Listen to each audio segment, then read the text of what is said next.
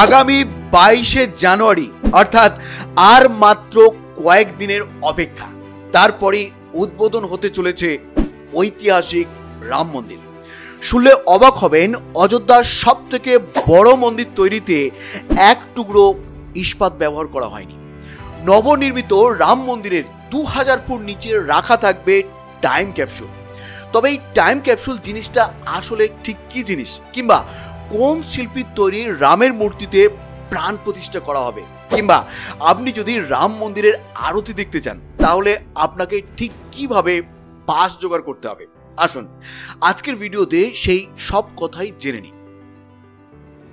দীর্ঘ অবসানের পর খুলে যেতে চলেছে রাম মন্দিরের দরজা। বন্ধুরা, ইন্ডিয়ার সব থেকে বড় মন্দিরের জন্য মাটি এসেছে পবিত্র ভারতের 2587টি গ্রাম থেকে। এই লিস্টে ঝাঁসি আছে, চিতত্ব রয়েছে, এমনকি রাম মন্দিরের জন্য মাটি এসেছে শিখদের পবিত্র স্বর্ণ মন্দির থেকেও। খ্যাতনামা স্থপতি চন্দ্রকান্ত ভাই সোমপুরার নেতৃত্বে তৈরি হয়েছে রাম মন্দিরের নকশা। ভিডিওর শুরুতেই বলা হয়েছে যে ভগবান রামের এই মন্দির তৈরিতে ব্যবহার করা হয়নি কোনো লোহা বা ইস্পাত, তার বদলে ব্যবহার করা হয়েছে 17,000 গ্রানাইট পাথর।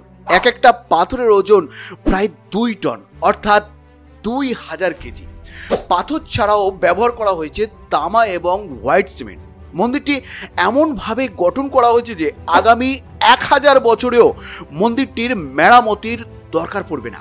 ভয়ানক ভূমিকম্পেও কিছু হবে না এই মন্দিরের। ভগবান রামের 2 তলা মন্দিরটা উচ্চতায় প্রায় 128 ফুট, চওড়ায় 268 ফুট এবং প্রস্থ 140 ফুট। তবে চমক থাকছে অন্য জায়গায়। মন্দিরের প্রথম তলায় কারুকার্যের মাধ্যমে ফুটিয়ে তোলা হবে ভগবান রামের জীবন কাহিনী। রামচন্দ্রের যে বর্ণনা আমরা রামায়ণে পড়েছি তার আদলে তৈরি হবে রাম দরবার। শ্রীরাম ছাড়াও মন্দির চত্বরে বাল্মীকি, নিষাদ, বিশ্বামিত্র, সর্বরীর মন্দির সহ মোট 7টি মন্দির থাকবে। মন্দিরের প্রতিষ্ঠার জন্য বাছাই করা হয়েছে অরুণ যোগীরাজের তৈরি করা চমৎকার এক মূর্তি। এই মূর্তিতে শ্রীরামের চোখগুলি পদ্ম ফুলের পাপড়ির মতোই দেখতে, মুখ চাঁদের মতো উজ্জ্বল, ঠোঁটে লেগে রয়েছে এক নির্মল হাসি। 51 ইঞ্চির এই মূর্তিটি দেখলেই ভক্তিতে হাত জড়ো করে ফেলবেন আপনি ভক্তিতে হাত জড়ো করে ফেলবেন আপনিও। বন্ধুরা, এবার আসা যাক টাইম ক্যাপসুলের ব্যাপারে। রাম মন্দিরে 2000 ফুট নিচে রাখা হবে টাইম ক্যাপসুল। রাম মন্দিরের সমস্ত তথ্য একটা তামার পাত্রের মধ্যে বন্দি করে মাটির নিচে রাখা থাকবে। বন্ধুরা, রাম মন্দির উদ্বোধনের দিন যত এগিয়ে আসছে ততই যেন উত্তেজনার ভারত চড়ছে। হোটেল বুকিংয়ে হিমাচল এবং উত্তরাখণ্ডকে পেছনে ফেলে দিয়েছে অযোধ্যা। লক্ষ লক্ষ ভক্ত সাক্ষী হয়ে থাকতে চলেছেন এই ঐতিহাসিক মুহূর্তের জন্য। আপনিও কি দর্শন করতে চান রাম মন্দির? যদি চান তাহলে জেনে নিন কিভাবে দর্শন বুক করতে পারবেন।